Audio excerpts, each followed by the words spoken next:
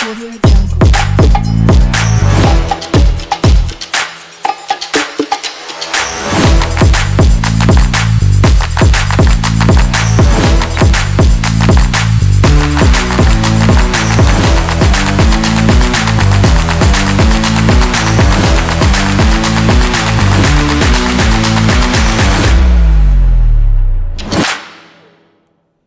Karan sir, welcome back to Coding Adda podcast. And it's been like 7 months. Last video that we shot, it was almost 7 months. अब जब बात कर रहे थे, कैसे हो आप? I'm doing great.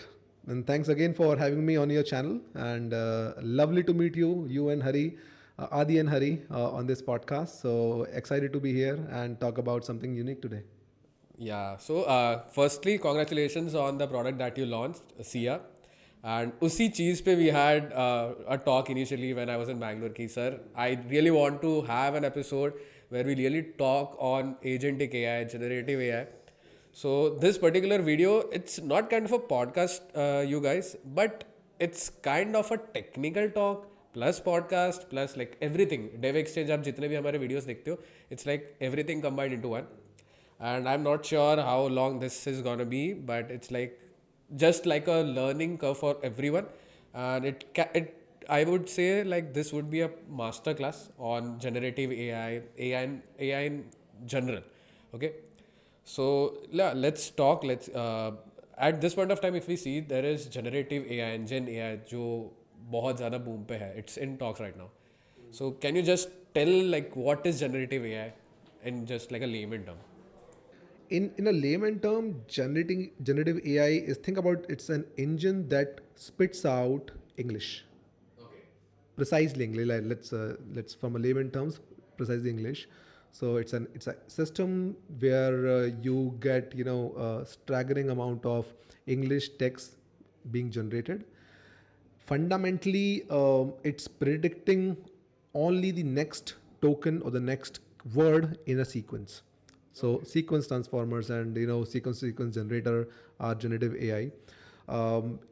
In furthermore layman terms, you this is the first time where Gen AI has made AI accessible to a regular user or a layman who can just browse this thing as an app or a web page on their mobile app and start interacting with a complex AI system in the back. So AI is not old.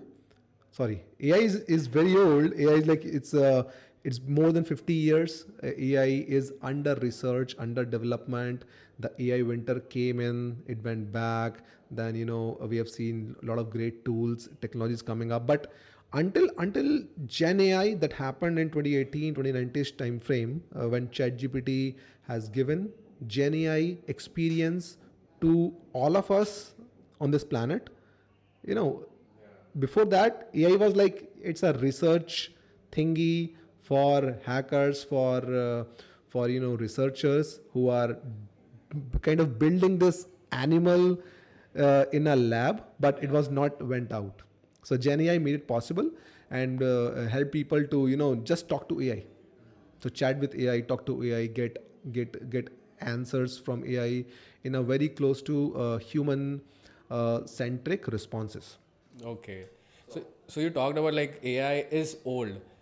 So I've recently seen a video clip of Steve Jobs. He was like he had actually predicted ChatGPT to come, and it was like in 1970s or something like that. He was like there would be an autonomous intelligence that would be coming in picture, where people could directly just interact with something called AI.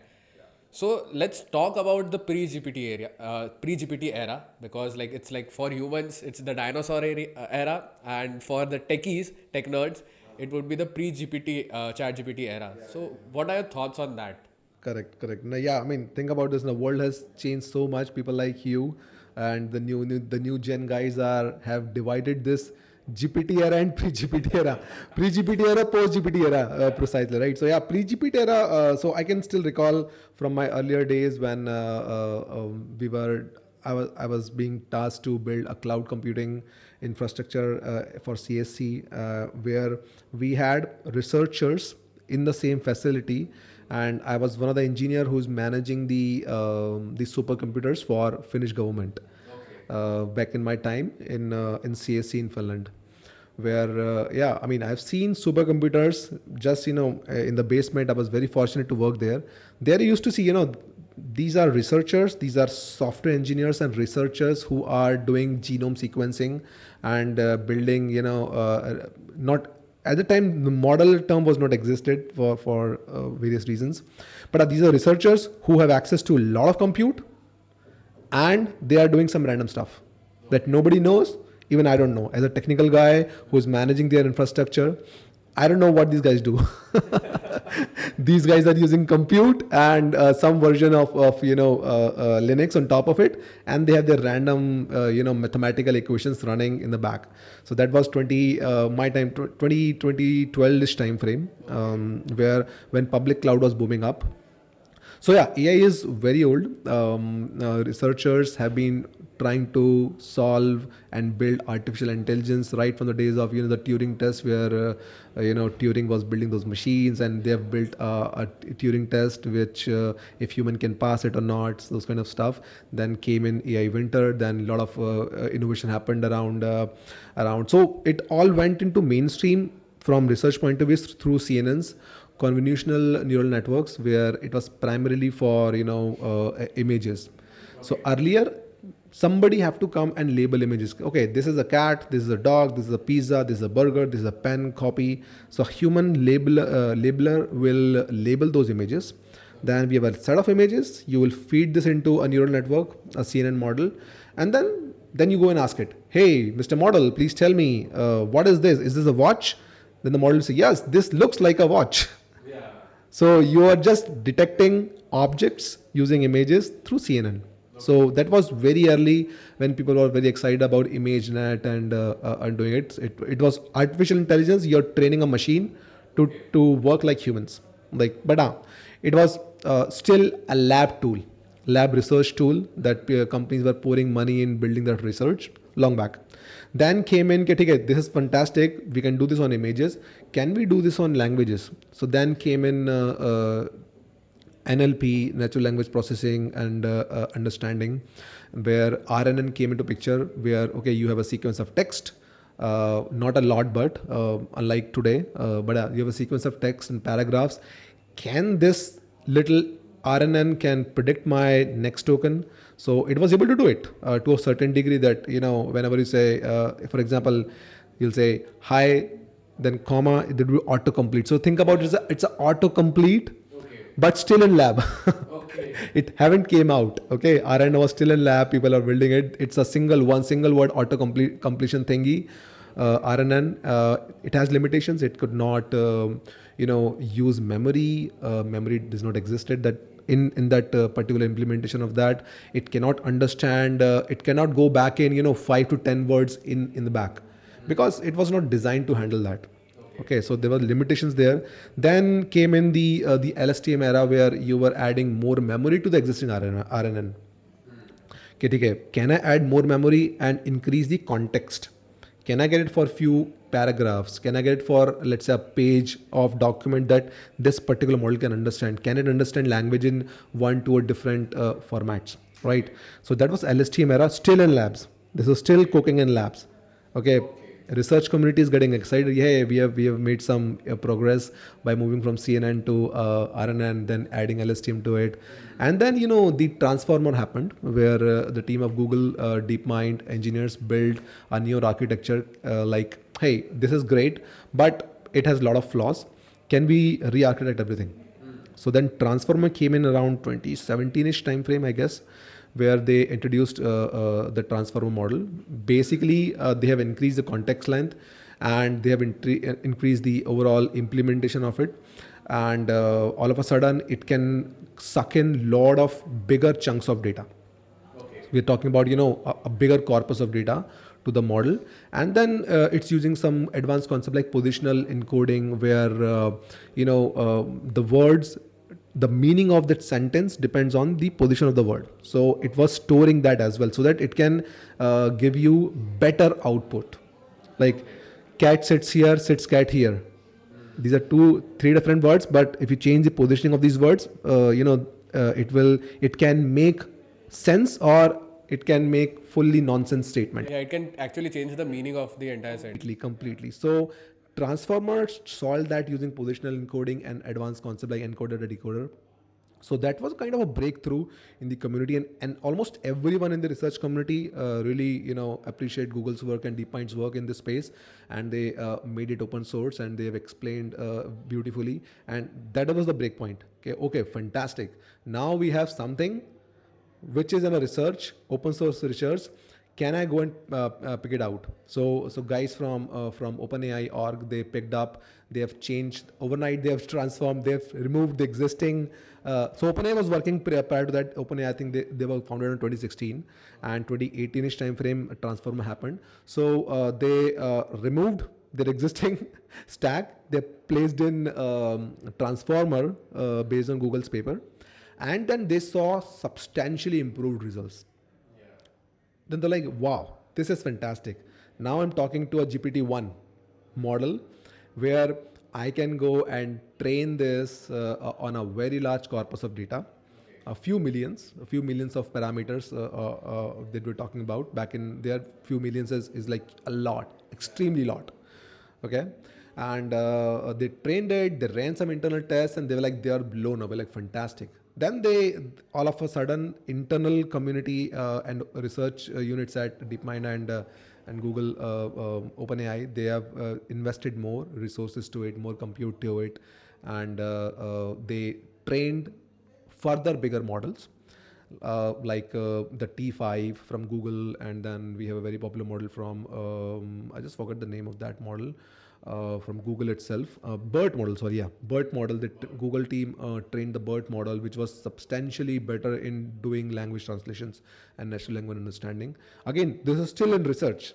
Okay, we have still not came out to entire public. So I'm just helping you with the timeline of it. Okay. Yeah. Then the GPT team did 2.0 of GPT. Again, internal, nothing was open. Okay. And parallelly, Google was training their further model, Bloom model, and other models were getting popped up and being trained by the team. And this research, some of this research was coming out in public as well. Okay. Hugging Face did not exist back then. It was all research papers and some links to the repositories. Whoever is interested, go and check out the repository, and boom, you have to do by yourself. No transformer, no Hugging Face transformer existed. Then 3.5, 3.0 GPT came in, again internal, haven't launched in public. Then 3.5 came in, GPT 3 and 3.5 came in. So Chat GPT got launched, and that was the first time the world have ever seen something in a conversational format hosted as a web app. That was a defining moment where you go to chatgpt.com, you will see a text box that say, how can I help you? I still remember, I think I was working at Red Hat as a developer advocate back in then. Some random discussion was happening in Red Hat's water cooler Slack group. We had that Slack group there, jump pura company, every company come and just, we just geek around in that area. I was reading a post at night, 2 a.m. I was scrolling through, there was a very long thread in Slack. I was reading through, what the hell is going on? Generally, this is not very active channel where you just come in. But when I read it, like Chat GPT, what is this thing? Yeah. Chat GPT, I was not able to pronounce it correctly, right? Chat GPT, what is this thing? Then I clicked on that, I opened that, I typed some questions like, hello world.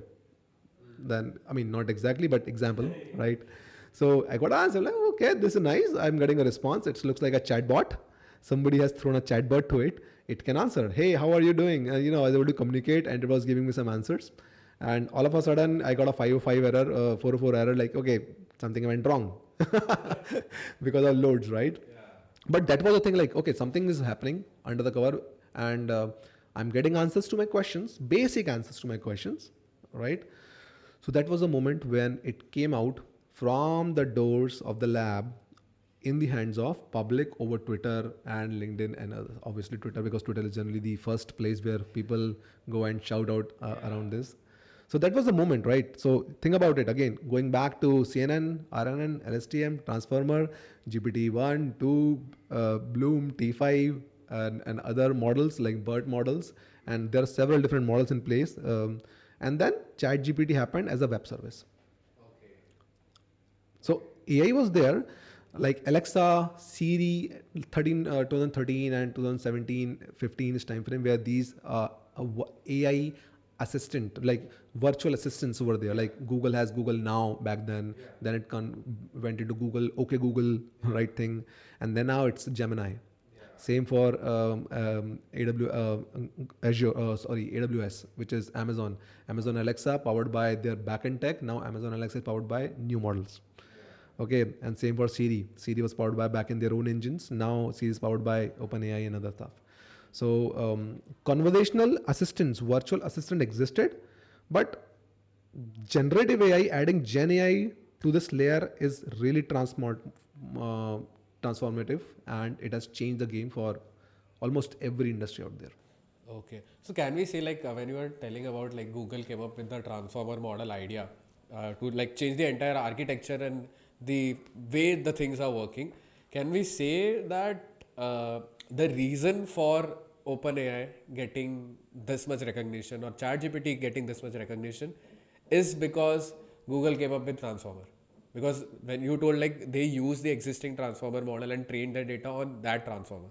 So can we say like the boom of ChatGPT is only because Google launched something and they used their existing things over and polished their model into a more fine-tuned model and trained a lot of data, and that's why it boomed a lot. So the way research works is, I mean, research. The people who work in research, they don't, obviously they have some limitations that they can't share company trade secrets. But the moment it's available in public, okay, then anyone can use that work because it's a research. Okay, you are just highlighting the core concept, the way you have built it. Obviously, Google has not shared the actual code repo to implement it. It's just the framework of doing X thing in a different way. They've explained the blueprint of that. Not even blueprint, just the theoretical concepts of it.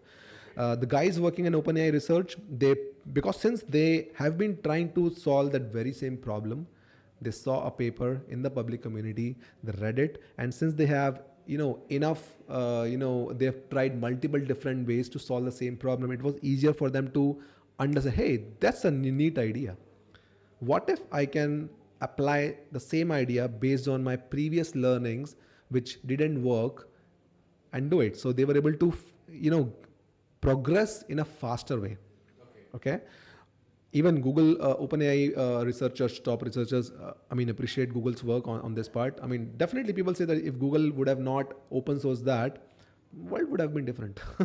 And I agree to that part. Google is known for, that's why Google is known for their research and open sourcing it. However, there is also some caveats to it, which that's again my personal opinion is that uh, Google open sourced Transformer. Everyone used to just use Transformer. They've built better model than Google.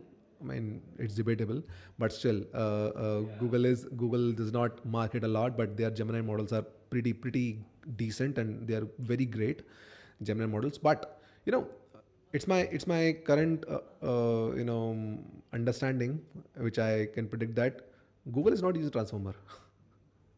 They may be using something internal that they don't want to open source. Using something internal which is super powerful than current transformer, because transformer also has some limitations, but as we speak today, Google, I'm pretty sure that Google would not be using transformers.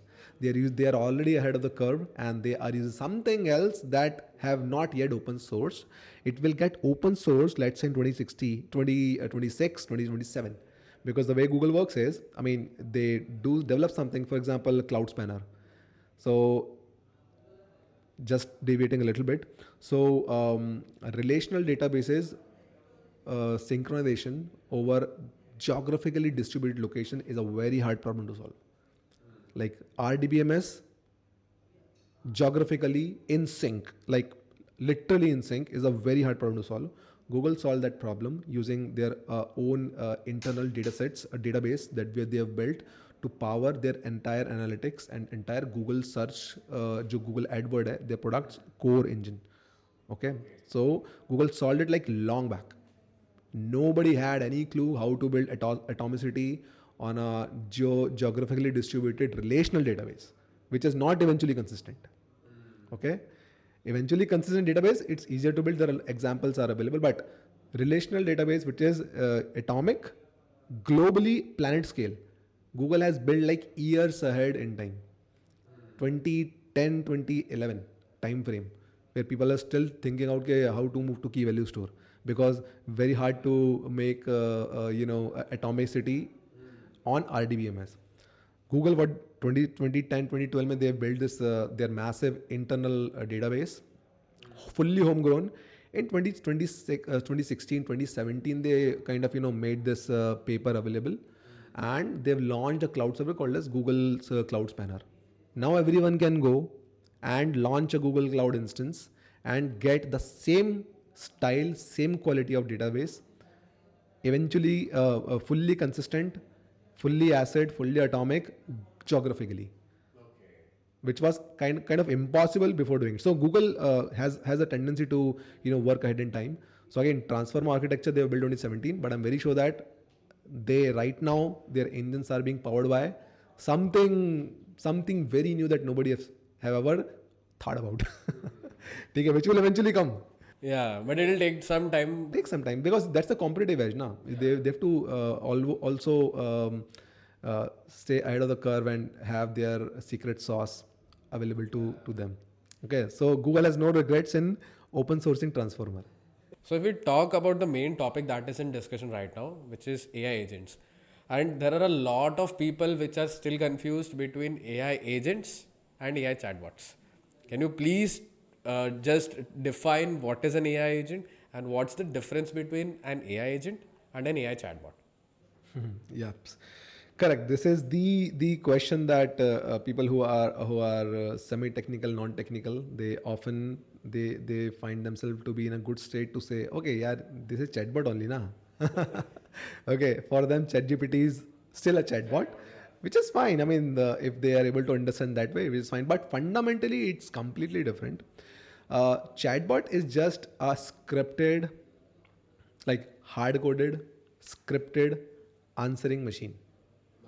Okay, the question that you feed and the answer that you will feed against that question, it will just spit that out, nothing else.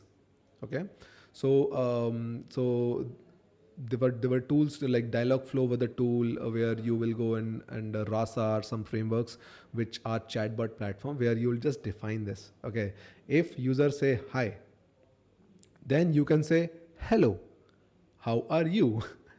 So that when user read that I have sent him hi, in return it did not say me hi, it sent me hello, which means something intelligence is going on, but intelligence nahi hai wo. It's just hard scripted agents, not even agents, hard scripted lines of code which is getting triggered when a user asks anything. Okay, and it's very very very limited. Okay, it was good pre GPT era, because somebody comes to your website and you want to greet the user, fine, you should have something to greet it, but they were not intelligent. They can only do things which are in their scripts, written in their scripts. Things which are not written in scripts, sorry, I'm not able to help you at this time. That was the standard response from this, because these it's like just if condition, like think about a long if then else, if then else statement working under the covers. There is a lot. Just to pause, there were a lot of memes that used to come. Like I think after ChatGPT came in picture, it was like consider an ML model or an AI. It's just a nested if else. If this, then this. If this, then this. So it was like those who don't know about what AI is. It's like if this condition, then you will have this answer. If this condition, then you have that answer. And I also have in my college time, we had a project. It was like an open source. We had a subject on open source. So I had an Amazon clone that I already made. So they were like, please integrate something on AI. Okay. And the one faculty that told us like integrate this, they didn't know like even A on AI. So we were like, what to do? Then we went to like Dialogflow. And it was just like, as you said, given an input, and we used to give that output. So during the presentation, we just give me where can I find my orders. You can track your orders by clicking on the top right corner.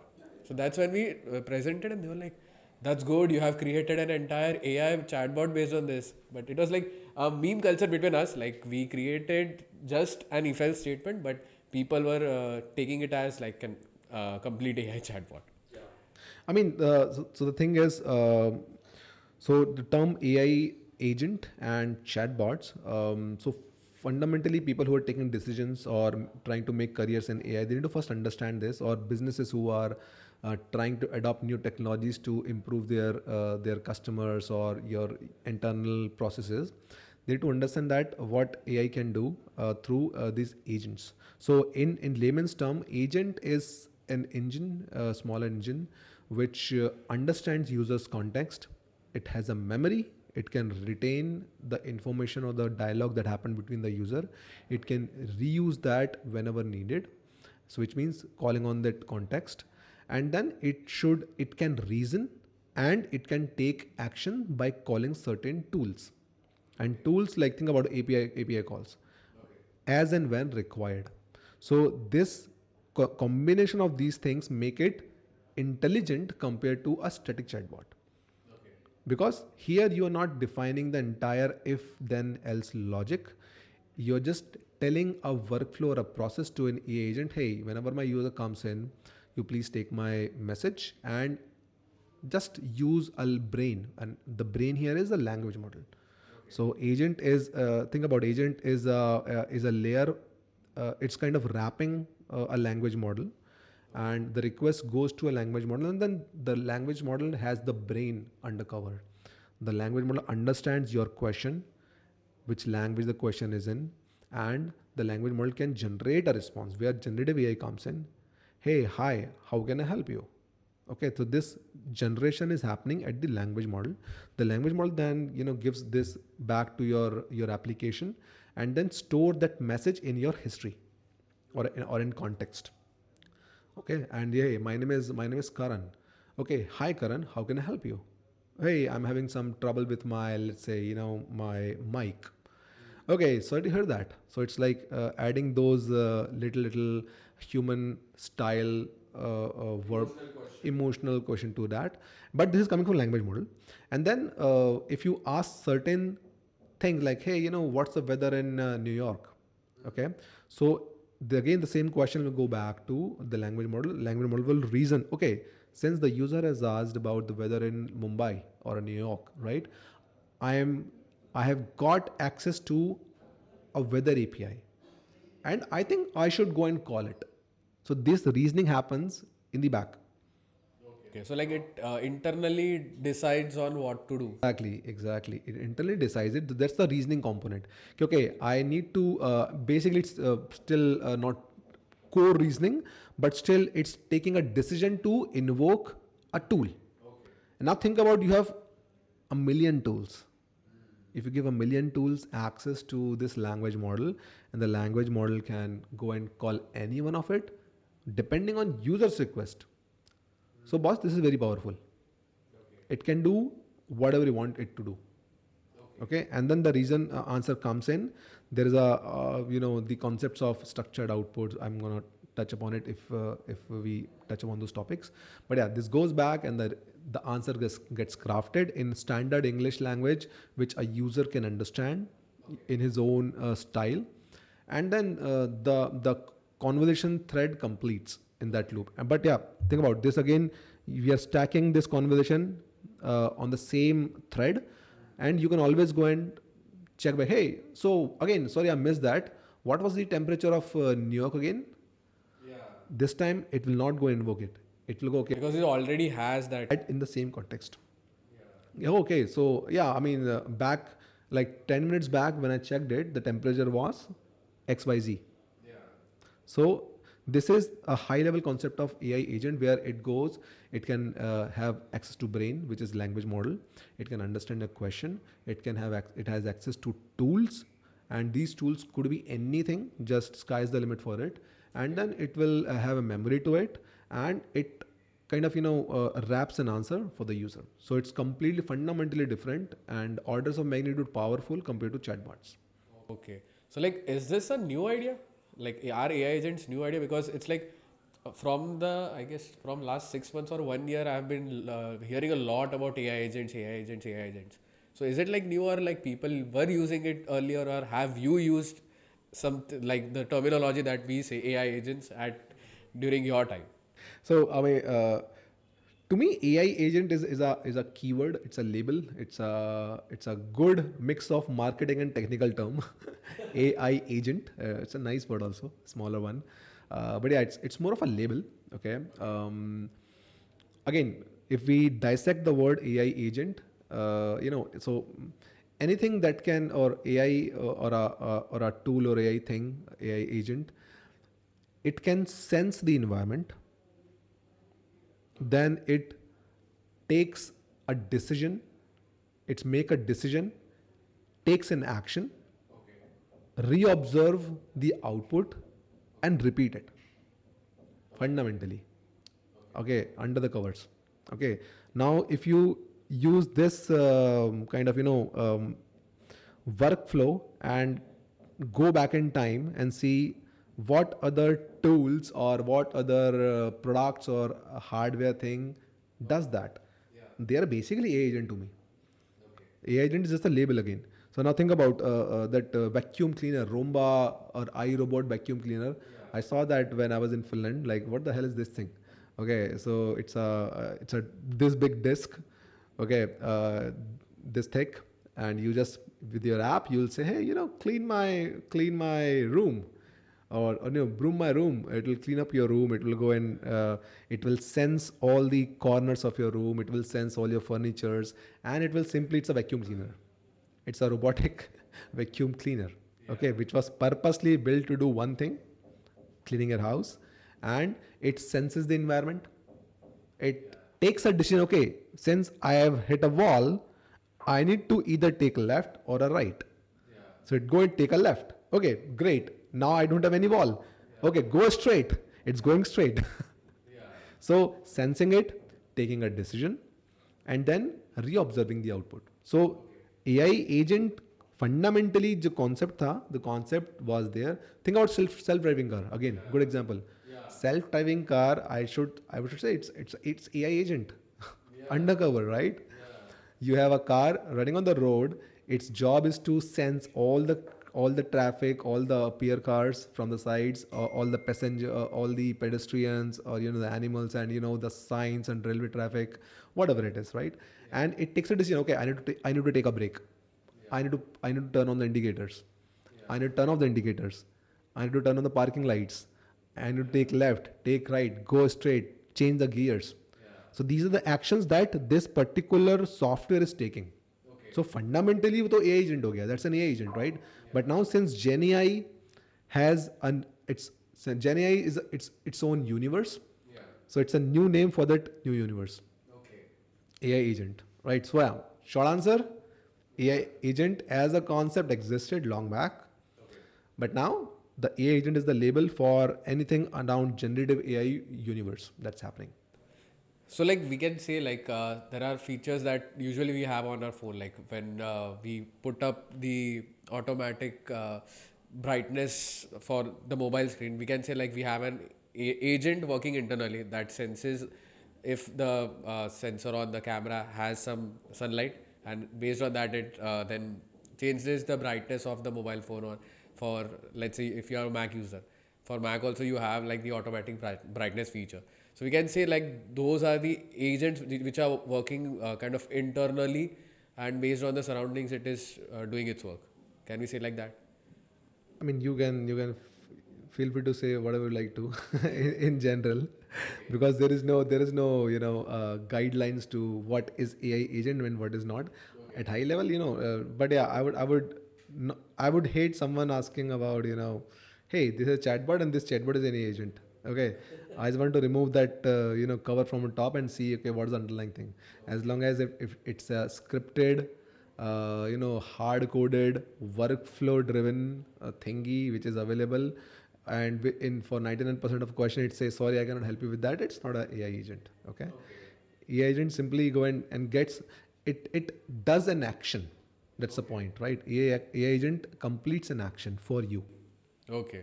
So like, why are AI agents needed now? Okay. Yeah. um, Perfect time, I should say. This is the right time for this innovation. And if you see the entire ecosystem or the community at this point for generative AI, I mean, like I said, ChatGPT came in like back in 2018, I guess 2018, 2019. I think that was During COVID, after just COVID went. right. So during that time it came in, but people were using it, but nobody was talking about it. Okay, the moment people and others and the tech enthusiasts have seen AI agent, sorry, Chat GPT, they're like, hey, this thing really is rocking. I want to get one of these things for myself. Okay, this was the kind of curiosity that enabled other developers and researchers like, this is really amazing, but I want a similar experience for myself. I mean, everyone has seen the movie Iron Man. Everyone wants a Jarvis of their own. Yeah, till date. Till date, right? so, so Jarvis is a good example of AI agent. Would you say Jarvis is a chatbot? No, not at all. Not at all. Okay, so Jarvis is an AI agent that gets job done for Tony Stark Whenever he wants on command. whenever you want, fully conversational, fully voice enabled. It can do anything for him. It can control his houses, his research lab, his daily commute, and just think about it. Ordering food, it's a super agent for Tony Stark. Okay, so everyone when they saw ChatGPT, they were like, "Hey, it is giving me a vibe that if I can get into the nitty gritty details of this little ChatGPT thing, I think I can hack around and build my own Jarvis, my own ChatGPT, persona driven." Yeah, I think at this point of time, building a Jarvis is actually possible. Like, which can do actually a lot of It work. is possible, but they're still far away. But yeah, I mean, still Like, far we away. can just get into the shoes of that.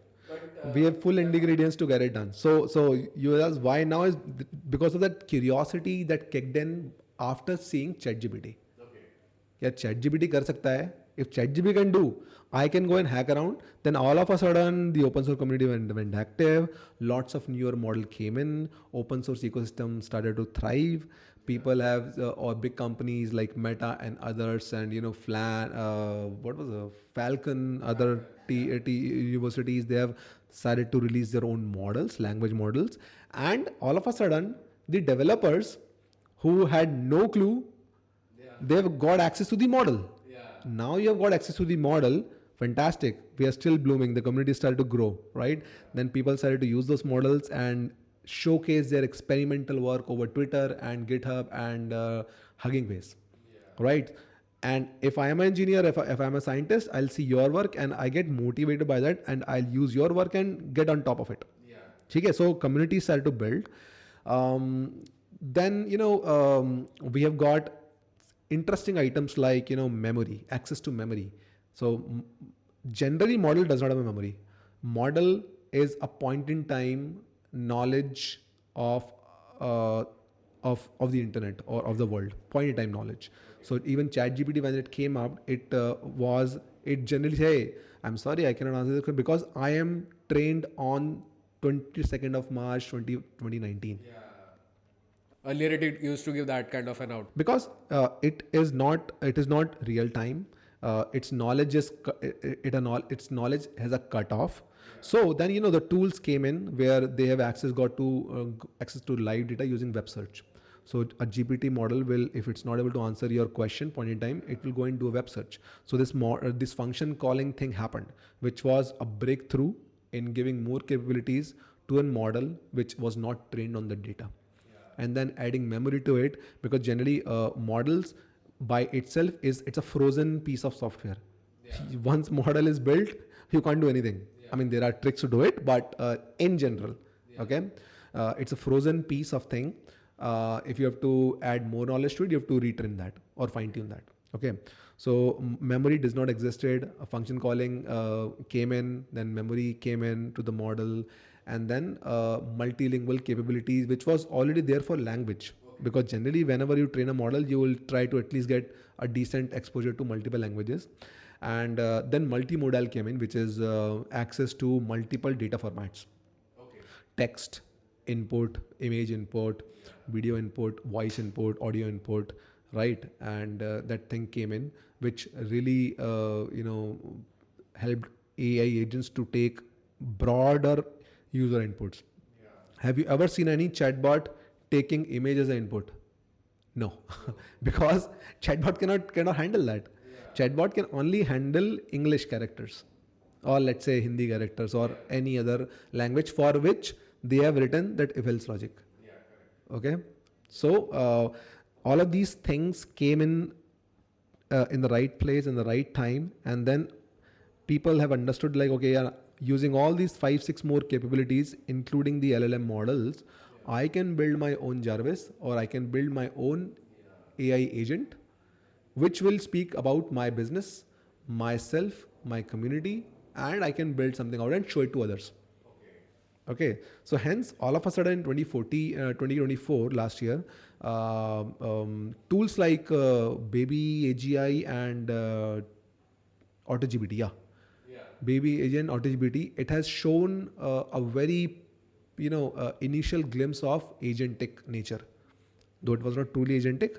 But yeah, they've shown, like, you submit a goal to a chat GPT wrapper, which is agent, Baby AGI or others. It will, run chain of thoughts, run and generate more prompts for you, submit those prompt on your behalf to the language model, get the answer, analyze the answer, generate new prompt, again give it back to the model. So instead you are doing that, Baby AGI and AutoGPT was doing it for you. And when you see the logs, it looks like future is, oh wow, this is nice. It's thinking like a human. Okay, so that was the moment, aha moment for people, like, wow, this is fantastic. Although this was very preliminary, Baby AGI and this AutoGPT, it has shown people were very excited about it. And from there, the new set of frameworks came in. Langchain was their language, was one of the early builder of the community. I should say it has built a lot of libraries around chaining chaining the prompts together and getting something done. It was a good approach to do it, but at scale it's very complex to maintain. Then the Langchain community came up with LangGraph as a framework, and then Crew AI, which I'll go and talk about it, and then other frameworks came in. So yeah, combination of frameworks, access to memory, longer context window. Context window is also one of the bigger factor, because when you talk agentic workflows can go crazy. It can just eat up your entire token budgets or your context length very easily, because if the model gives you a smaller context window, you cannot do great stuff. Like, can you explain just like what is the context window? So context window, think about in a simpler term, context window is, sequence of commands I can give it to the language model, and the sequence, or let's say the number of words I can submit to a language model. It's a hard limit. And the number of words it can spit out to you in response, it's a hard limit. So you are supposed to be inside that context limit. Let's suppose the earlier versions of ChatGPT, I guess the context length was 2000 words. Maybe उससे भी शायद थोड़ा कम होगा, but very very early 1000 word, 2000 or 512 words you can submit at a time. So if you submit a big paragraph, your 512 words will get exhausted. You cannot, even if it takes the input, it will just drop them. It will not take in, it will not take it as a question, right? And while the model is responding back as an answer, it will again write in the same context window. उससे ज़्यादा होगा, if there are it's a bigger response, it will simply get dropped. Okay, so earlier it was very small context windows. Generally 128,000 words are tokens is the current standard. There are models like Gemini model can go up to 2 million tokens. as a context window. So context window has changed, and since, and even we are thinking that the next Google models and other models will go kind of limitless context length context windows. Okay, so this will even further help AI agents to openly work. There are no restrictions now. There are no limitations now. Like you can do whatever you want to, in how many words. So all of these things came in a place, and it has given birth to agentic workflows and agentic systems to operate, and could be used for general purpose use cases. Yeah, and I think like after ChatGPT launched, like me and Hari, like we being creators on social media, we really follow a lot of tech creators, and there was one guy, I'm not sure if you know about him, Varun Maya. I think you may have heard of him, or you may have come across some of his reels. If you see his Instagram account, you won't be able to define if it is AI generated or if it is real. Because what he has done is he has used a lot of different AI models, fine tuned his voice, fine tuned his the way he talks, and then he just gives it a text input like this is the script you have to say. So that's how different way he has completely changed the way social media creators create content. Usually when we create, we kind of set, we kind of decide the script, we do a shoot. Now if we look into his videos, it like for a person who does not know if it is AI generated, he'll say इसने shoot किया हुआ है, इसने ही edit किया है. But for us it's like no, he's not even looking at in the front of camera and he's doing all of those things. So Adi and Hari, you guys should also get motivated by that and try to incorporate those new tools and agentic things to up level your game in. Yeah, we are kind of working on that, but it's like for those model it needs to have some capital to like invest. Those are like paid models, But and I think so sorry, complete your thought. yeah, and I think like a lot of movies, when I think about a lot of movies, like there is a movie called Ravan, Shah Rukh Khan's movie. I think those movies that are made, they are very ahead of the time. Like the movies like Ravan, the movies like Iron Man. Those movies, if they are re-released now, it would be like a big success because that's what is actually possible now. When you told like AI agents would be free, but there would be a downside as well. Like there is a good side, yeah. A lot of your work is automated, a lot of the human work is reduced. But at the end, it has a very bad side. Like there were a lot of videos that were coming out of like morphing someone's image with some adult stars and like putting it out. So I think every after a certain point of time, let's say like 2080, 2090, there would be the Ravan movie coming into real life where where we would have a G1 who would be a good AI, and then we would be having a Ravan who would be like the demon form of an AI, which would be like demolishing everything. I mean, this will. One thing technology cannot overtake entertainment, or because these guys are imaginary, and they're always 20, 30 years ahead of time. Okay, so that's so. I mean, have you seen that movie, Back to the Future?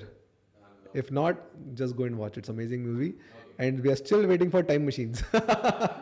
Okay, so yeah, I mean, and so if you think about, take a step back, earlier this proprietary, very advanced knowledge of building these sophisticated system were locked in the doors of bigger enterprises like Google, Facebook, Amazon, Apple, and OpenAI, and 10 more. Just add 10 more. So random. Okay.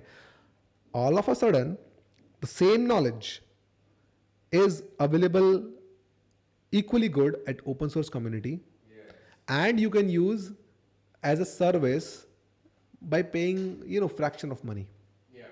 So this has commoditized. Earlier, nobody, the reason Google, Facebook, and others, let's say, they've got very popular because they had access to talent, they had access to capital, they have built farms of computers, they have built amazing softwares, and it was their secret sauce. Okay, still there are a lot of things around it, but if you see AI is a technology, Gen AI is a technology. Earlier, it was only available to these big corporates. Now, this could be available at a fraction of cost to anyone else living on this planet. Now it's up to them what they build with it. There would be good actors, there would be bad actors. Okay, eventually, the good actors wins, as we have seen back in history. So that's we hope that people use AI for the good of public, for the good of humanity. Yeah. So now, if I say, like, what would be your thought? Like, is AI going to take the job? Like, I asked that. I think the last podcast title that we had, that was the only that was the title. Like, AI is going to take your job. Like, after 7 months, what are your thoughts on that? I mean, I still believe that AI will not take a job. Your job would be taken by the person who knows how to use AI. It's a pretty standard now. It's good that people are able to understand these statements, which is true, right? If you are a student, if you are if you are a father, mother, housewife, student, teacher, owner of a corner shop, owner of a restaurant, owner of a business, owner of a multi MNC company working there, everyone should know the fundamentals of AI. Right? You don't need to be writing code and writing Python programs to it, but you should understand what this technology is. Currently, if you see software and hardware, at least everyone knows, okay, this is a computer. Keyboard, mouse, monitor. If I press this button, this will boot up. It will prompt me username and password. I'll put in username and password. I'll have to double click on my computer or right click refresh or open this Excel sheet. Everyone has computer literacy. Almost everyone. I mean, you can quote me on that, but think about it. This is basics. Even a grandfather knows what to do with this mouse in my hand. Okay, they're not able to operate a MacBook. I know that. They're not, okay, but still, they know that's a computer literacy. So this is a time we'll gonna see in a couple of years that there would be AI literacy which will happen. People will understand the basic concepts of AI, while the advanced people will the researchers, the builders will keep on building AI tools, and the mid-level people who are in their work, in their job, in their studies, in their free time, they should know how to use AI tools. If they do not know how to use AI tools, that's a problem. That is a real big red flag. That's a real big problem today. If honestly, if you ask me, if I have to hire someone for X position, right, I go and ask, hey, do you know how to operate a computer? The answer is yes. Hey, do you know how to like, for example, think about if I have to hire office boy. Okay, I'll ask basically, hey, do you know how to operate a computer? Yes, sir, I know. Okay, good. Can you email someone? Yes, sir, I can email using Gmail or Outlook. Fantastic, man. This guy is already up to mark. Okay, I've got it. Think about, I've got a resume. Hey, sir, I know how to write email, and I can also write a good email using ChatGPT. उसने क्या करना है? He will open ChatGPT a new tab.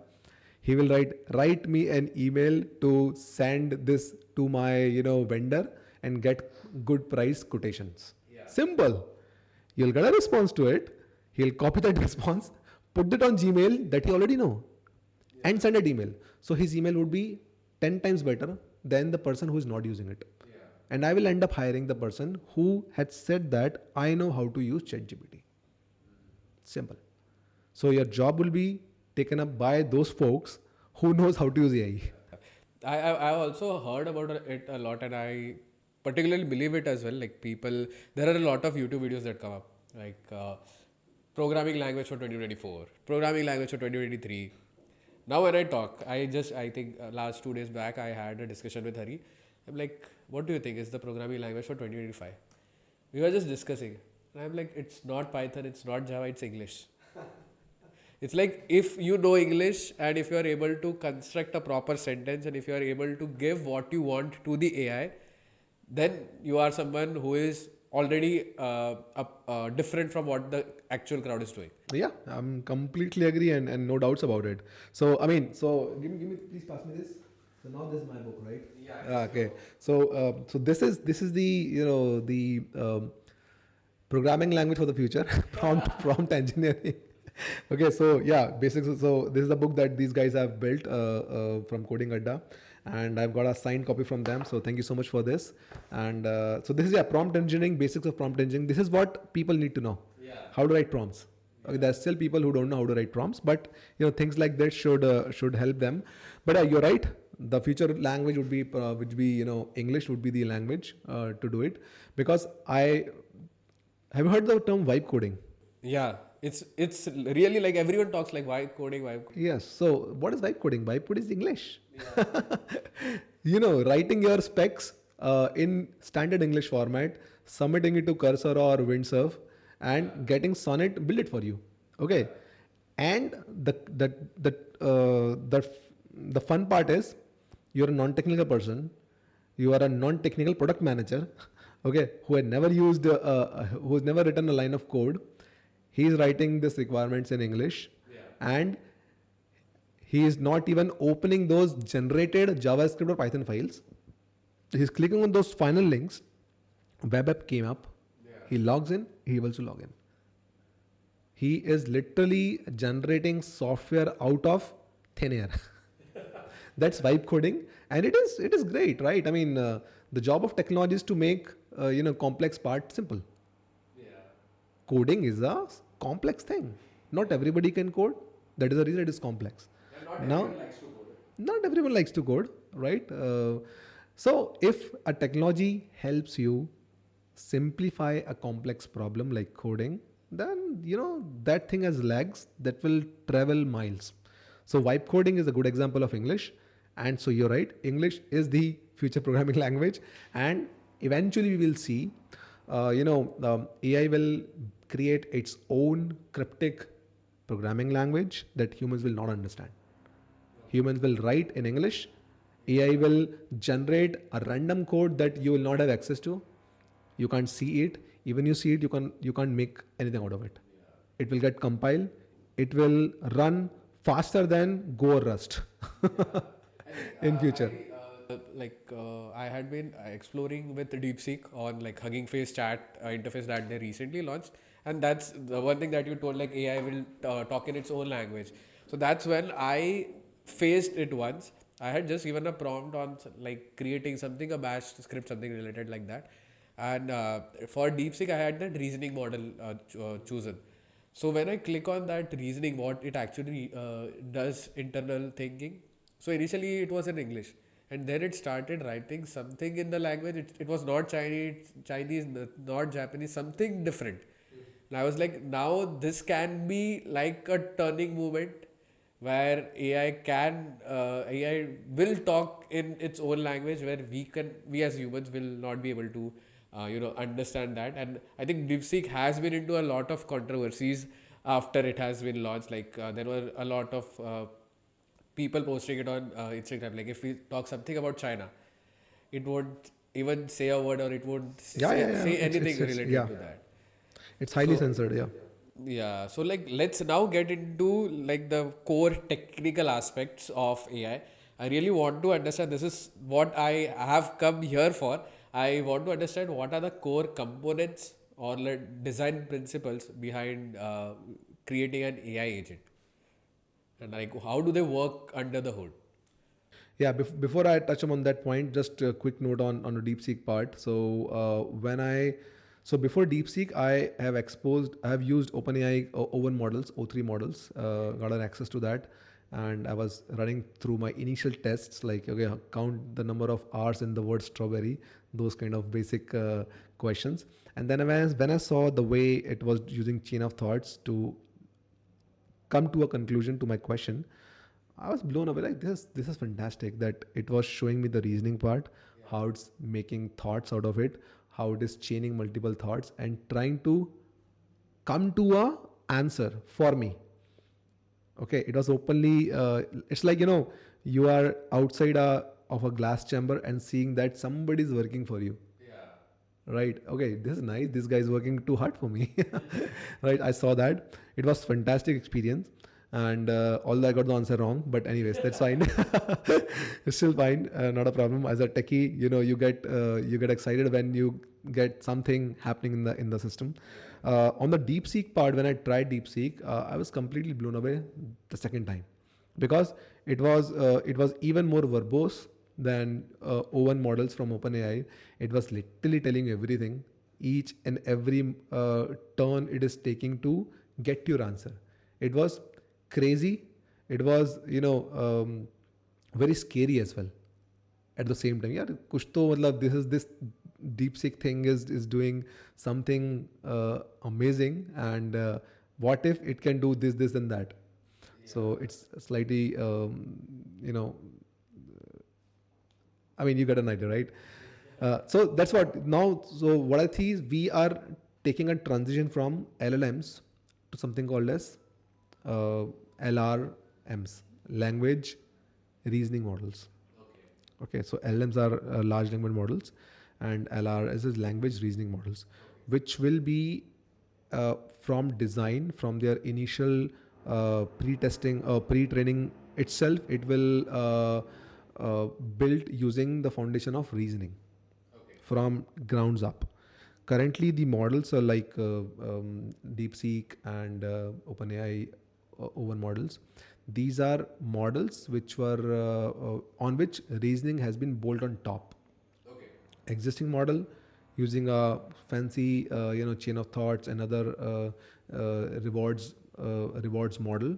They have built it. Now we'll eventually go and see in couple of years, in a years or 2 years time, new trend coming up which will say large language reasoning models, LRMs, which are from ground zero built to reason, and they would be orders of magnitude powerful than a DeepSeek.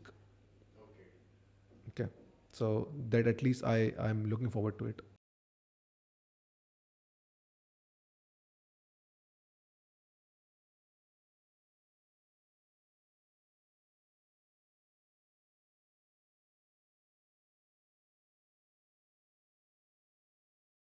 You're right. You're right. Yes. Not a wrapper, but it has. So DeepSeek has utilized OpenAI own models for generating training data sets, more or less. Okay. So it has used. So it has used OpenAI models to train itself. Okay, hence it is powerful as well, and obviously it has some innovations around it, that it has reduced the cost of compute and training and all. So yeah, we see now, since DeepSeek has open sourced their recipe how to reproduce that thing, there are hundreds of labs, research teams across the world who are reproducing DeepSeek, and so DeepSeek model is somewhere around some 670 billion parameters. 67 or 670, I guess. So yeah, something about 670, I think. 670 billion parameters. Now there are teams who are able to reproduce better models in just 30 or 40 billion parameters. I saw recently saw a post from LG, the refrigerator company. Okay, LG has released a model in open source which is better than DeepSeek, and 10x of the size, which means LG's, I don't know, some eclocks, I just forgot the name, but LG's model, reasoning model, could be run in floating point full precision on your MacBook. You have MacBook Pro na, M4 na. So it could run on that. Okay, so because DeepSeek has open sourced this recipe how to reproduce what they have done it, including code base. Oh, okay. So you can use it. So people are using it. So in future, I mean, already DeepSeek model is no longer the best one. There are other models which are better than DeepSeek and available open source to it. But yeah, think about it. DeepSeek has opened up new doors, and it has given its recipe to others to build on top of it, which the people are doing it right now. So amazing. So you're gonna see LR language reasoning models, LRMs. Okay, after that, I think Alibaba also released their Quen. Quen series, yes, they have released a Quen series on this, and yeah, so this will happen, right? So now let's get into the core components. Like, how do they work under the hood? I really am very intrigued about like what to do. I'll be sitting here as a student and I'll be having Karan sir explaining me about the under the hood things happening. So, so the underlying principles for or the fundamental building blocks for agentic or AI agent is definitely reasoning is number one, where you need to have a reasoning engine. Okay, obviously there are, you can definitely come and go and train your own model, that you can do it, but you can go and pick up an open source language model which will act as a brain for your entire system. Okay, so this is the reasoning model or reasoning building block or reasoning component. Then comes is the memory component, like adding memory to your agentic workflows, because language model does not have a memory. You have to add memory as an extra layer which you need to handle. Memory gives richer context to your problems, so that if your model is doing lot of back and forth reasoning, it can recall its previous step. Okay, ठीक है, okay, this will not work because 5 steps back I have taken the same attempt and it failed. So let's not do it because I've already tried it, man. Why should I do it again? So you have to add a memory component to it. That's number two. Then you add some knowledge, which is your business knowledge. That's another building block where, because if you want to make useful AI for your use case, for your business or for your objective, you need to give some more knowledge to it, because the standard general purpose language models are trained on a data set, publicly available data set or data set that you don't own. But if you want your AI agent, AI workflow to talk about your business, talk about your use case, you have to provide an add-on knowledge to your language model. So that's the knowledge building block that you need to provide as a building block to your agent. Then comes in the tools or access to actions, where you enable your AI agent to take an action, and in action what it is supposed to do. So for example, a basic action would be sending an email or reading an email, sending a calendar invite, or a complex one would be, hey, go and check my order status from Shopify, initiate a refund request on Shopify.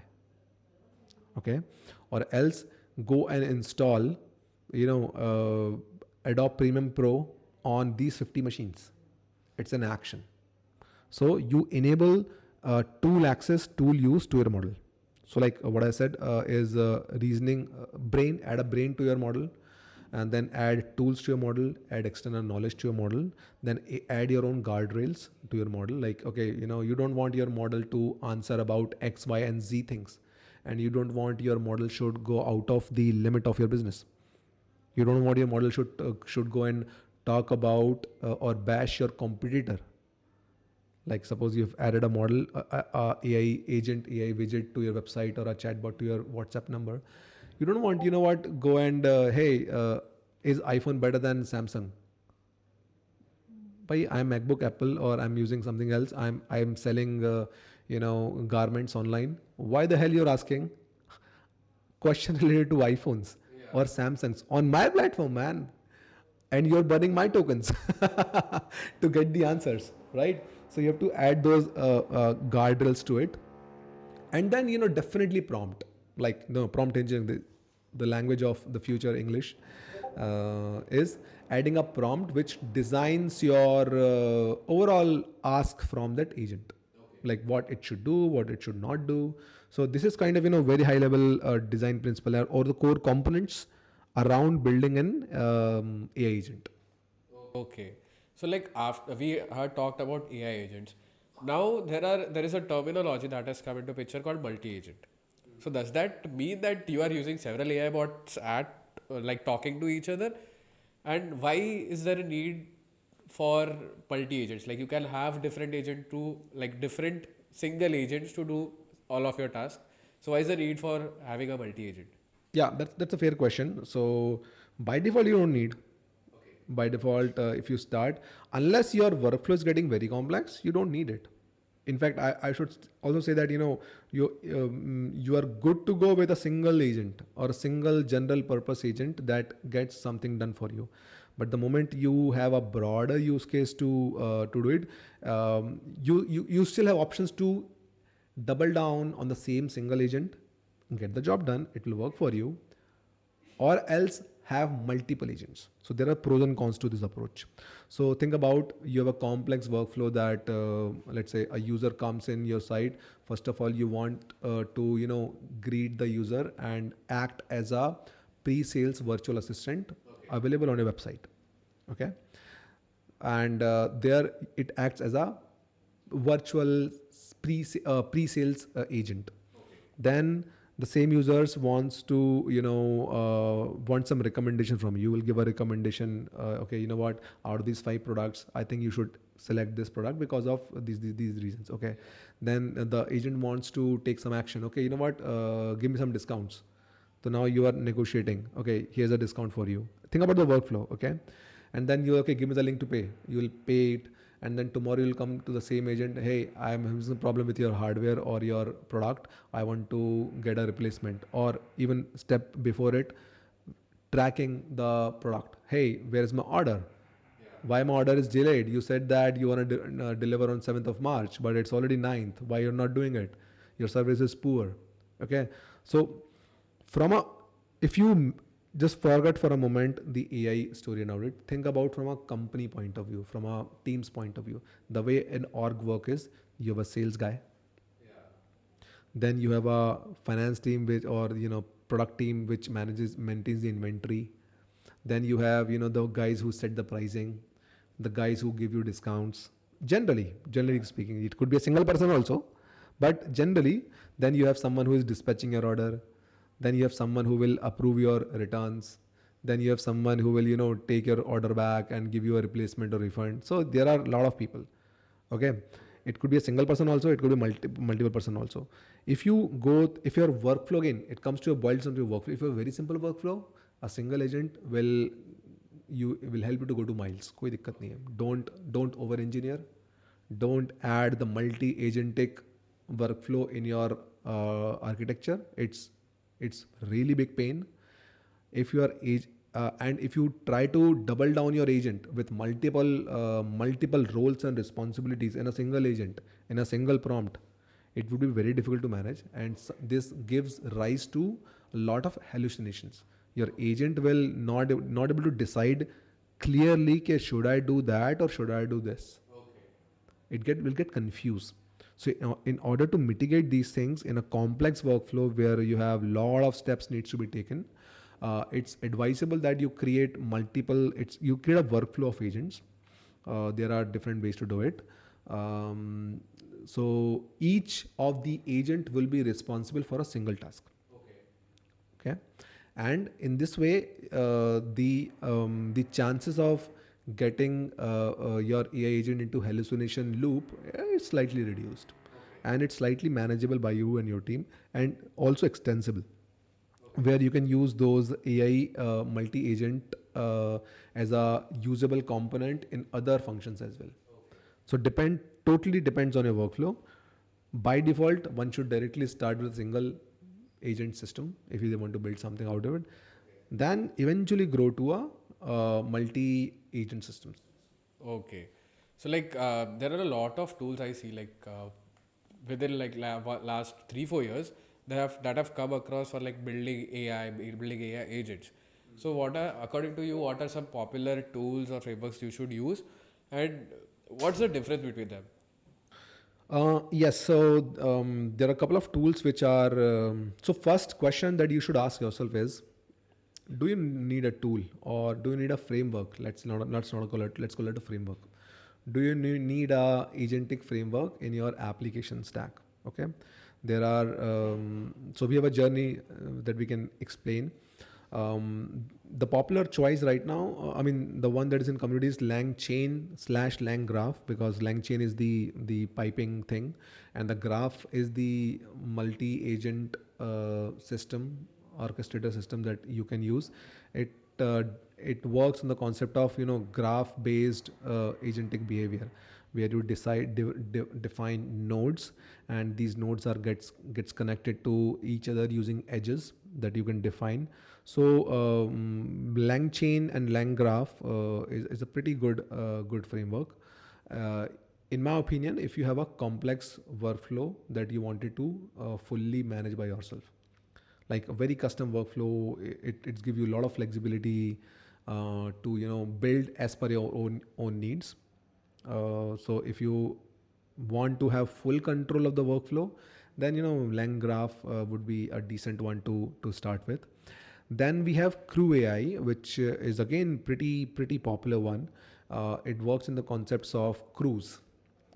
So it works in the concept of a supervisor and a worker, kind of a hierarchical concept, like where you have a supervisor, and the supervisor will have multiple workers underneath. You submit a job to the supervisor. Hey supervisor, please go and do this thing for me. Supervisor will understand your requirement, and on requirement basis it will invoke and it will distribute the task to the worker nodes. The worker agents will do the work, and then it will go and share the response to the supervisor. Supervisor can go and invoke another reviewer agent, like, hey, can you please go and before submitting the answer to the user, can you go please and review, is this as per the user's request or not? So it's like manager, then you have employees, kind of a hierarchical way that we are kind of used to. Okay, so that's crew AI that uses this kind of thing. So if you it's opinionated framework, and if you want to smart start simple, pretty standard workflow, and it's easy to set up. If you want to quickly kick the tires, crew AI is a good thing to start with, that you can do. Then we have Autogen by Microsoft.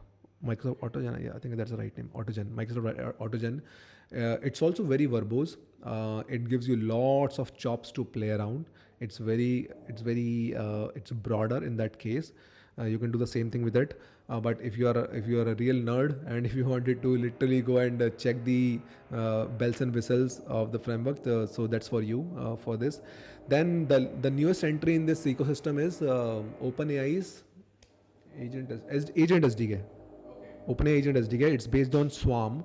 So OpenAI last year, OpenAI released a project called as Swarm, OpenAI Swarm, where it was their version of framework for building multi-agent systems. And now the newer version is Agent SDK, where they have they're claiming that they have incorporated all the learnings and the knowledge of the previous work that they have done into this new Agent SDK. Theoretically, we have done some initial test at Skogo.ai, and results were pretty promising. It's very lightweighted, and it gets very easily plugged into your existing OpenAI related workflows. Easy to kind of get into, and very easy to start, and minimalistic, lightweighted. So it's easy. It can also go. It gives you all the possible configurational changes that you wanted. So it's a good. If you are in OpenAI ecosystem already, then I should say go and start directly with Agent SDK.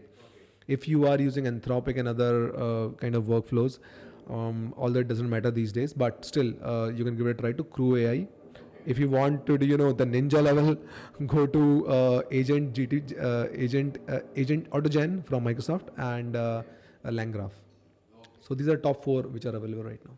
Okay. So like this one, I think a lot of students. This question is like a common question, and I think it will be a common question for, let's say, like next 100 years maybe. Like, what are some projects you can make using AI, or using where you are using AI agents, or if you want to create your own AI agent from scratch, how can someone start with it? So start small as a student who is first of all you need to have a good understanding of use case that you wanted to build. Okay, it could be, I mean, it could be literally anything. Like, hey, a resume parser could be a good initial use case for them. maybe coding I mean, there's no point in building new coding assistant right now because we have cursor and other winds of thing. I'm just thinking out loud here what they can build is they should try to find complex manual workflows or manual things happening in the real life, in their real life, or their in their college ecosystem, in their fathers or parents business or work. Just go and talk to your parents. Hey, mom and father, what do you do at work? How do you do it? So asking those probing questions to your parents. Okay, understanding how is your parent doing things at their work. Maybe they can tell, okay, you know what, I had a bad day. I had to go and scan 50 PDF files and create a report out of it. I have to submit this report by end of day tomorrow. Right? If they speak to their parents, hey, I can build something for you. I'll build this mini, homegrown AI agent that you will put in all your PDF files in this, and it will generate a CSV for you. Okay, so talk to your professors, talk to your parents, talk to your friends, talk to nearby colleagues, and first try to understand what is that manual step or the manual workflow that they're doing right now. Okay, I mean, I'll not say go and build your own note taking app. I mean, it's already been done. यार कितनी बार करोगे उसको? Okay, go and talk to others. Try to find the manual labor that's being happening right now, and build a solution for them. If that works 50% of the time, you're good to go. Okay, okay. I think this particular conversation would be empty if we don't talk about Sia. Okay, so because we are talking all about AI agents and अगर सिया के बारे में बात नहीं करेंगे तो मतलब it would be an empty. And guys, Siya कोई लड़की नहीं है. Sia is something what they are building they have built at Skogo. So please tell something about Sia. Yeah. So the way we started is one thing that we were very clear that we know how to we know customer support as a category. At Skogo Networks Private Limited, which is the parent org under which we are doing R&D around SIA and Skogo.ai. We have been trying to solve customer support for IT use cases. Okay, trying to provide you full support around our device life cycle. When I say device, like IT device, it could be even this mic as well, laptop as well, CCTV routers, printers, whatever it is, for enterprise businesses. And we had a good network of technicians, human technicians across the India, and good coverage over 15,000 pin codes where we can send a technician who can get on-fleet support for you. Okay, so we know how to solve what is needed for support. Then we were in a journey like, can we integrate or can we bring AI to this and make ourselves productive? Okay. First of all, internal use case, right? Can we make ourselves productive? Then we started to do some experimentation around, hey, can we automate like I said, identify those complex workflow within your organizations, within your workplaces that you can automate. Then we started with, hey, can we automate ticket creation? Hey, can we automate creation of tickets using emails? Can we automate creation of tickets using WhatsApp? Okay, so then we let down all these things. We ended up building a system where it was a customer support engine, which is multilingual thanks to the power of language models and all the innovation happening in the language model world. A system that should be multi-channel on day one, because in our existing business we have seen that customer wants email, phone call, WhatsApp, and web supports. So on day one the channel should be multi-channel. So we've built Skogo.ai and SIA multi-channel on day one, and it's voice first where a customer can come and interact, because currently all the systems which you see is you have an IVR system, you press 1 for sales, 2 for support, 3 for that. Okay, and these systems are hardwired to a single language. Can we make it multilingual, and can we deliver similar experience over WhatsApp? And also kind of building it from a customer's lens. So building it for the customer where they are. If the customer is on WhatsApp, yes, we do support over WhatsApp. If the customer is over email, yes, we still do support email. If the customer prefers to use phone line, yes, we are on a phone line. So we build this customer support agent. We call it SIA. It is then we later on retrospective we add a name to it, Skogo Intelligent Assistant, SIA, so SIA to it. And so SIA is a customer support AI agent that is multimodal, multilingual, multi-channel, and it could be used across broad variety of customer support use cases. So recently we had a very good event at the Convergence India. Like few days back, my team was there, 6-member team was there in the Convergence, and they spoke to over 500 people out there. They were super busy, and we have seen that people are very enthusiastic about AI, and they desperately want to first of all understand what AI can do for them. Okay, lot of curiosity is happening at the moment. People, businesses, decision makers, and builders of the companies, they want to know how AI can solve their problem. So we've built a horizontal system at the moment where SIA and Skogo AI as a platform can help any business out there for customer support. As long as you are, let's say, if you have a product, if you're a service selling online to users, SIA is the platform that can help you get started. Again, no code required. Under 5 seconds, you can create your own AI agent based on your domain knowledge, website domain. So the reason we built that part is because we have seen that there are a lot of companies out there who are just claiming, hey, you know what, we can deploy this for you and do it for it. But in India and in the world also, they just want to try out things.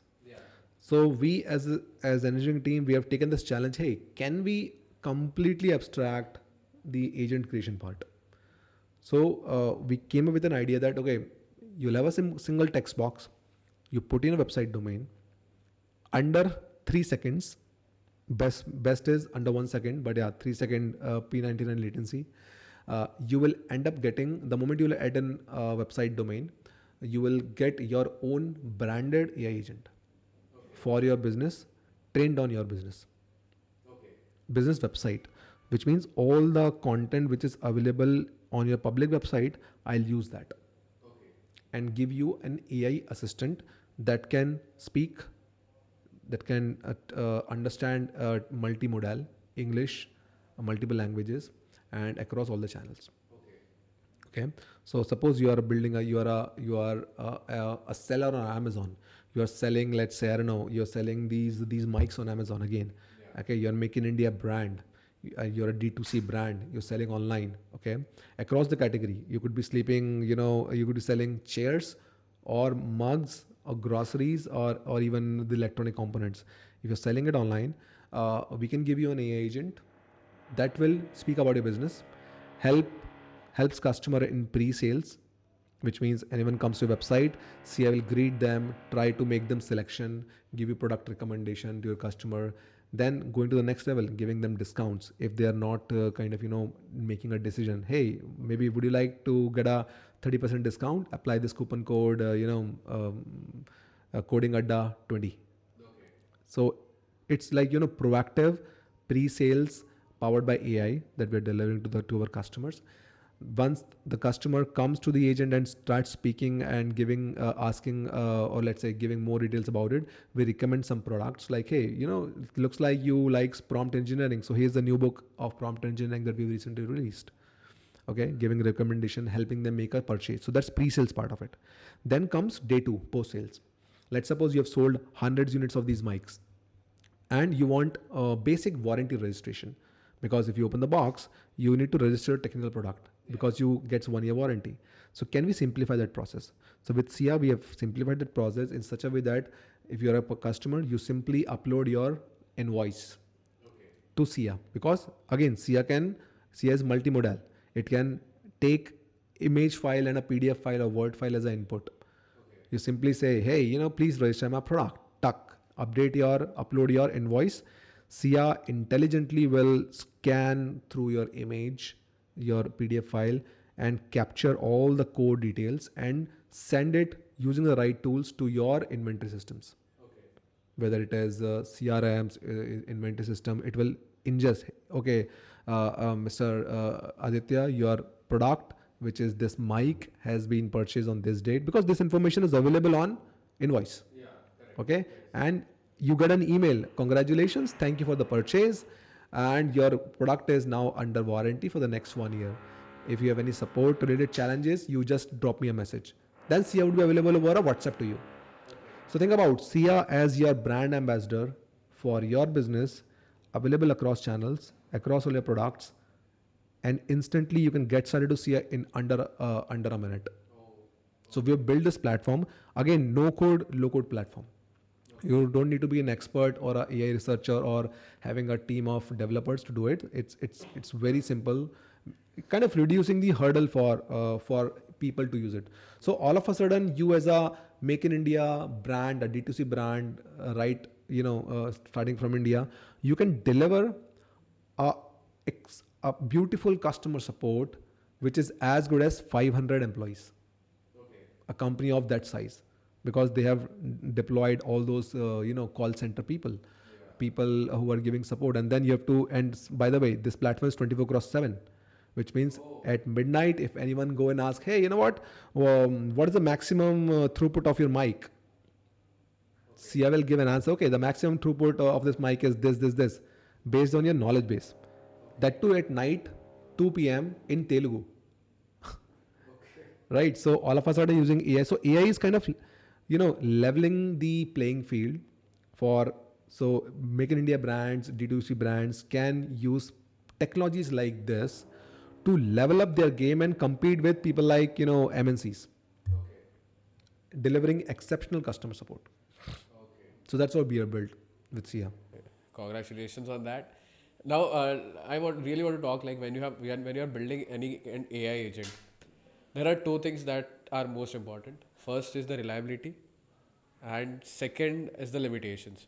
Because a lot of times, like when I also go onto ChatGPT, it sometimes, not every time, but there are like one time 99 one out of 100 cases where it hallucinates. And for creating like having a product like Sia, there should be very less chances where it should hallucinate. So how do you take care of the how do you ensure that the agent does not go haywire, and especially if it is autonomous, because that's when it can take any decisions. It does not like you are not giving any human input just after like the thing that you want to do. So how do you ensure that, and how do you find limitations? How do this question was from Hari. He was like, "Sir ko पूछना, when you're developing that product, how do you find the limitations for any product? Like, no, this is where the product is getting limited." Yeah, I mean, very good point. And this is the, now we're going into the depth of how to make this production ready kind of discussions. So definitely, yeah, you should never give a sword to a monkey, right? Otherwise, it's bloodbath, right? Yeah, humans are still monkey. Anyways, the way to protect hallucination is comes from your design principles, where you will add enough guardrails to your stack, right? Guardrails, as in there are multiple levels of guardrailing. The easiest and the most simplistic one is with prompt engineering. You add paragraphs like, hey, you know what, please do not talk about my competitor, do not talk about bad words. If a customer asks you about something else other than my product, then cleanly and simply in a polite way say that, hey, Mr. Customer, I cannot help you with this request. So this is base level 0 guardrailing using prompt engineering, which I'm pretty sure that is written on your book as well. Right? The second one would be incorporating advanced guardrailing engines like Llama Trust, I guess. Maybe I got around. I need to check that, but yeah, Llama has Llama Guard. I think, yeah, Llama Guard is the name. So Llama Guard is again a language model which kind of protects you which means it will make sure that you're not going off the rails, you're not talking about something out of the context, or you are protecting users information, redirecting their PIA information, publicly identifiable informations. If the user has by mistakenly uploaded a Aadhaar card, or let's say their credit card, it should remove those details before submitting it to the backbone. So I mean, these are some principles of guardrails. But yeah, guardrailing is very important, that one should, if if you're very serious about going to use this system in production for a lot of people, you cannot go live without guardrailing. You have to have guardrails fully tested, fully vetted before going to production. Okay, we have seen that. That's the reason we have done several engineering changes in our stack to implement that. Then starting with the principle of least privileges. By default, do not give full access to your AI agent, because it can go nuts. If the reasoning thing kicked in, it can go nuts. It can first of all make you bankrupt by running all the tokens from OpenAI or Anthropic or others if you're using them. Okay, so make sure that you are having guardrails in the system, and your what was the point I was mentioning? Yeah, I mean, so yeah, gardening is one part which that you should take care of, and give yeah, least principle. Sorry, I just got deviated from my topic. So implementing principles of least privileges to your system, and then giving restricted tool access. You cannot go and give code execution permission to your agent. I mean, depending on use case, but 99% use case does not need it. Okay, you do not want your program, your language model to generate a Python program on the fly, executed and do something for you. Okay, it's very dangerous. One should never try this at home, or you should in fact try this at home and don't try this in production. On the other way, yeah, limiting the access to tools, restricting the access to tools is one of the way to protect your systems. What else? Yeah, access to memories, depends on your use case again. Things that you wanted to store, things that you wanted to forget, you want your AI to forget, is also very important.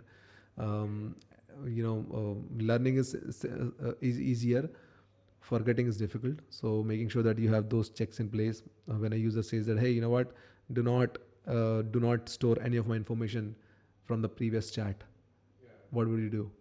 Okay, I mean, you can go and throw it out of your key value store, right? So those kind of things. These are some very high level things that you can bring into your design of AI agents.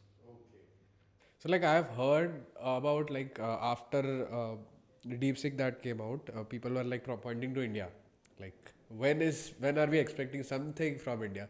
And I've heard that India is working on some big AI infrastructure. I think recently Nirmala Sitharaman also came out. I am not sure about what exactly the news was, but it was something around AI, and like it had like government backed up compute stack where some compare it with what UPI did for payments.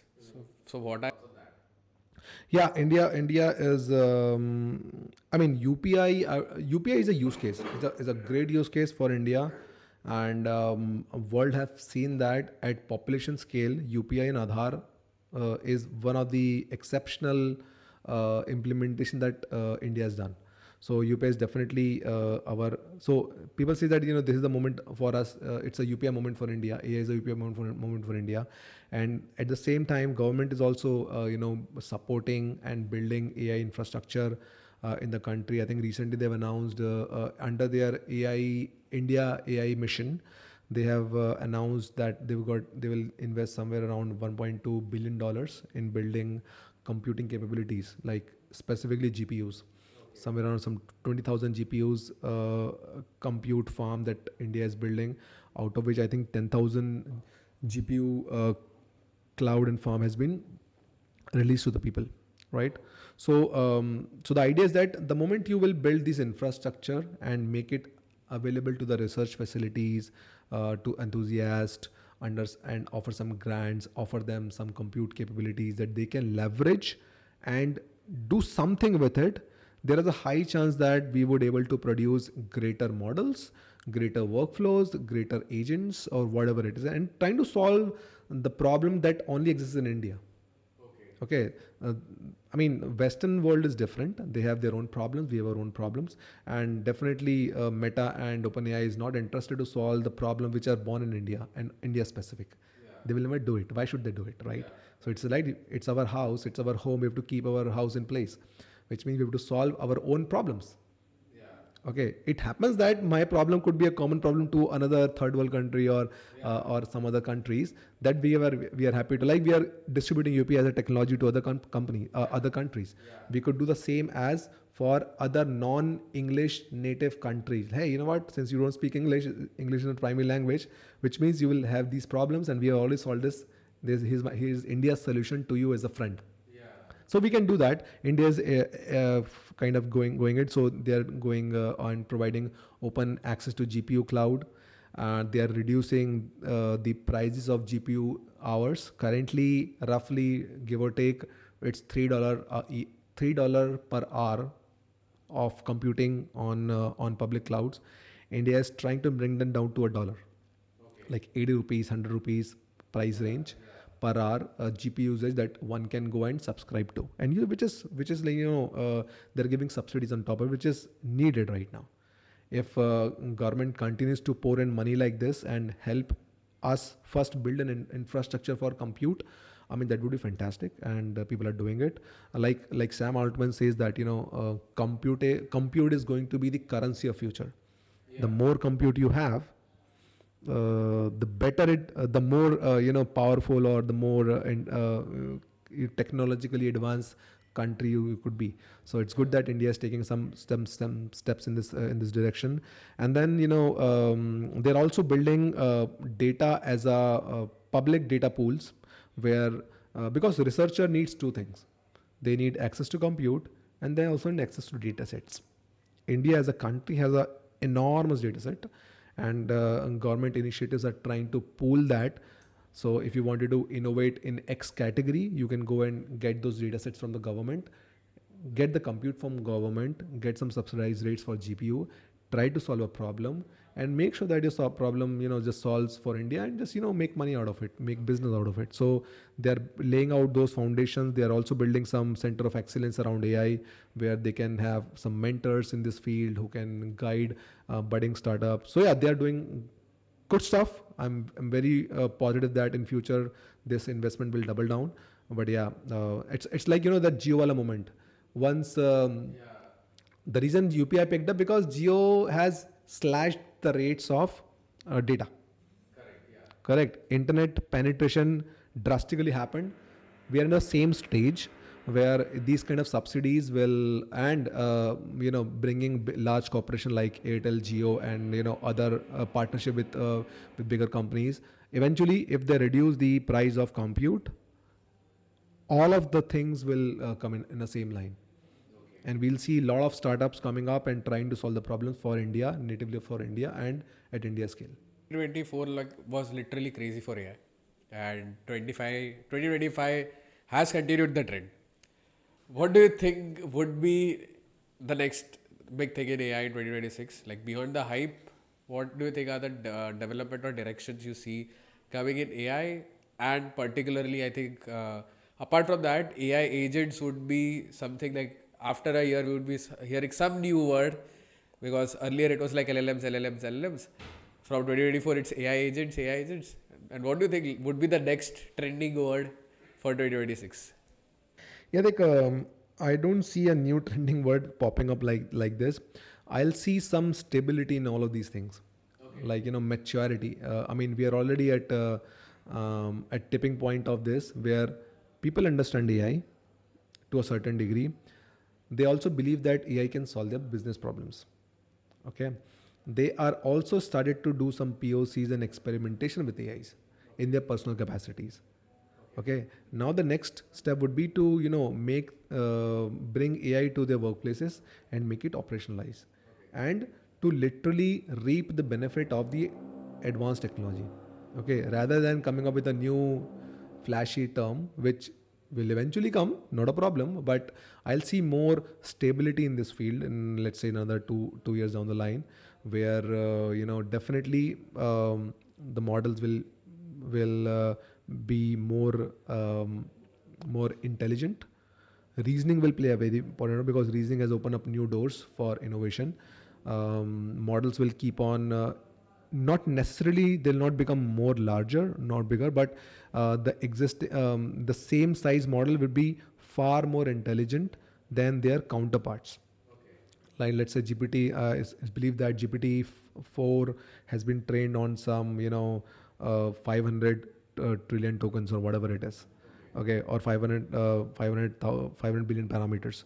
Okay, the next set of models would be less parameters but very efficient, faster, and they are more capable. Okay, so that's bigger models. Then we also see, we are still seeing that realm where we are small language models popping up. Okay, where you are using 1 billion parameter, 2 billion parameter, up to 7 billion parameter models, which are smaller in nature, very focused model, and trying to solve one problem at a time, which is a good strategy in my opinion. Okay, instead of you can definitely use general purpose intelligence, general purpose knowledge, but you definitely need an expert level knowledge as well at some point in your workflows, where you can use these models. There would be these models which are trained on specific domains, let's say healthcare or IT support that we are very interested into, and let's say e-commerce or government models, where models which are heavily trained on government workflows. So these models will start to pop up. People will leverage these models. These models would be available as a service. Like today, you go and put your credit card and get OpenAI access to it. Similarly, you will be able to get these specialized models, smaller models, access over credit cards from these hyperscalers. That I see that will eventually happen. I also believe on the roadmap of agentic systems. Okay, still community and research community is playing with AI agents and tools. We'll see greater adoption of agents in real use cases. Okay, the technology is there. Now we have to make use of this technology in our own workflows and get benefit out of it. I mean, if we are unable to, as a community, if we are unable to get benefit out of AI, people would be bored of AI. Nobody will use AI. Yeah, what the hell is AI? Like crypto. Okay, crypto. Again, I'm diverting from the path, but blockchain as a technology is fantastic. But we were not able to find real usable use cases of that. We as a community failed it. Okay, it's being used, but still not adopted because of not able to find right use cases. So people have to find the right use cases for AI and agentic AI, adopt it. So I see more adoption coming up. So things like like Microsoft and Google, where you use all these tools, what you're gonna see is their native co-pilots or AIs will get part of the existing tool chain, and you will not able to differentiate between, are you talking to the application or an AI underneath. It would be very cohesively connected. Okay, so that's another thing that I believe. What I also believe is, you know uh, you might not need yet another software to do something. Okay, you can get things done through AI by just giving a conversational command. Like, hey, you know what, because today what happens, if you have to open a company, you have to have a CRM in place, you have to have XYZ software in place, right? What if you can do the same thing using a database? Or let's say you directly go, you don't need a CRM, you'll ask, hey, you know what, these are my business cards, please store them safely with you. Okay, and whenever I wanted back information, you give it to me. Right? And you don't know what's happening. Maybe AI is using a spreadsheet in the back to store information. You'll go and ask, hey, you know what, my customer Karan, Tell me more about it. Okay, yes, Karan, I know Karan. Karan has purchased, three items in the last 6 months. And what do you want? Okay, send an email to Karan and ask him that we are launching a new fourth product and we are giving you 50% discount. All through conversations, right? And the AI will, okay, your task has been taken. I'll notify Karan. So AI will go, agent will kick in the workflows, and it will go and send Karan those things. Okay, and think about this in voice. All of this while you're driving your car. Okay, so you are literally operating a CRM with inventory on the fly with steering in your hands. Okay, so this will eventually pop up. People will use it. Somebody will build it. Okay, we are trying to build a close counterpart of it for IT support, where we wanted to build a similar experience for end user computing support, where you as an IT administrator or you as an IT user can literally go and say, please install Zoom on my laptop. We are using the power of local agents. We are also experiment with MCPs, where we can literally go and take action on the behalf. So what we want to see is AI right now. AI is just generally it's a question answer engine at the moment. Still at the moment, question answer engine. You submit a question, you get the answer back. What we're gonna see is action driven. You will see more action happening by the agentic workflows. Okay. Okay, I think this is like one of like as I said on the start of the video, it's like an AI masterclass that we had, and it always feels good to kind of talk to you over the call as well. But it's like one-to-one talks are it hits different. Like you get to learn a lot, and like before like off camera also we talked a lot and in terms of tech. And like it was like a lovely conversation to have you back again on the Coding Adda channel. Thank you so much, sir, for coming, and see you guys in the next one. Until then, bye bye.